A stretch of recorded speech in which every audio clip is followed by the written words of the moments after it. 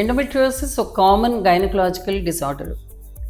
మామూలుగా గర్భధారణ దాల్చగలిగే వయసున్న మహిళల్లో దాదాపుగా 10-15% ఈ ఎండోమెట్రియోసిస్ అనేది కామన్గా చూస్తాం. ఇది ఒక క్రానిక్ కండిషన్ కూడా. అంటే దీనివల్ల వచ్చే ప్రభావాలు, ఎఫెక్ట్స్ లాంగ్ టర్మ్ వరకు క్వాలిటీ ఆఫ్ లైఫ్ని ఎఫెక్ట్ చేసే పాసిబిలిటీస్ ఉంటాయి. అయితే మరి ఎండోమెట్రియోసిస్ అంటే ఏంటి అనేది మనం ఇవాళ దాని గురించి కొన్ని వివరాలు కనుక్కుందాం. మహిళల్లో గర్భాశయం లోపల ఒక లేయర్ ఉంటుంది, దాన్ని ఎండోమెట్రియం అని అంటాం. సో దీనిలో ఎండోమెట్రియల్ టిష్యూ అనేది ప్రతి నెల డెవలప్ అయ్యి పీరియడ్స్ వచ్చినప్పుడు ఇది మెన్స్ట్రల్ బ్లీడింగ్ లాగా బయటికి షెడ్ ఆఫ్ అయిపోతుంది. సో ఈ ఎండోమెట్రియల్ లేయర్ షెడ్ ఆఫ్ అయిపోయినాక మళ్ళీ కొత్త లేయర్ డెవలప్ అవుతుంది.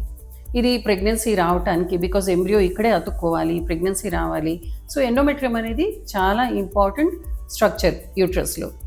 అయితే ఈ ఎండోమెట్రియల్ గ్లాండ్స్ యూట్రస్ లోపల క్యావిటీలో ఉండటం అనేది చాలా నార్మల్. అయితే కొంతమందిలో కొన్ని కారణాల వల్ల ఈ ఎండోమెట్రియల్ గ్లాండ్స్ యూట్రస్లో లేయర్లోనే కాకుండా మిగతా భాగాల్లో డెవలప్ అవ్వచ్చు. సో ఈ గ్లాండ్స్ ఓవరీ మీద డెవలప్ అవ్వచ్చు, ట్యూబ్స్ మీద డెవలప్ అవ్వచ్చు, యూట్రస్ పక్కన డెవలప్ అవ్వచ్చు, సర్ఫేస్ మీద డెవలప్ అవ్వచ్చు, అలాగే పెల్విస్లో ఎక్కడైనా కూడా డెవలప్ అవ్వచ్చు. సో ఒకవేళ అలాంటి స్థలాల్లో డెవలప్ అయితే అది నార్మల్ కాదు, అదే అబ్నార్మల్ సైట్స్. అయినా ఆ ఎండోమెట్రియల్ టిష్యూ యూట్రస్ లోపల ఎలా రియాక్ట్ అవుతుందో, రెస్పాండ్ అవుతుందో అదే రకంగా ఈ లేయర్స్లో కూడా డెవలప్మెంట్ జరుగుతుంది. మరి ఈ ఎండోమెట్రియల్ టిష్యూ అక్కడ కూడా బిల్డ్ అవుతుంది, బ్రేక్ అవుతుంది, షడింగ్ ఆఫ్ జరుగుతుంది. మరి అలా జరిగినప్పుడు ఇక్కడ ఈ బ్లడ్ అనేది బయటికి రావడానికి మార్గాలు లేవు కదా. సో అక్కడే అంతా ట్రాప్ అయిపోతుంది.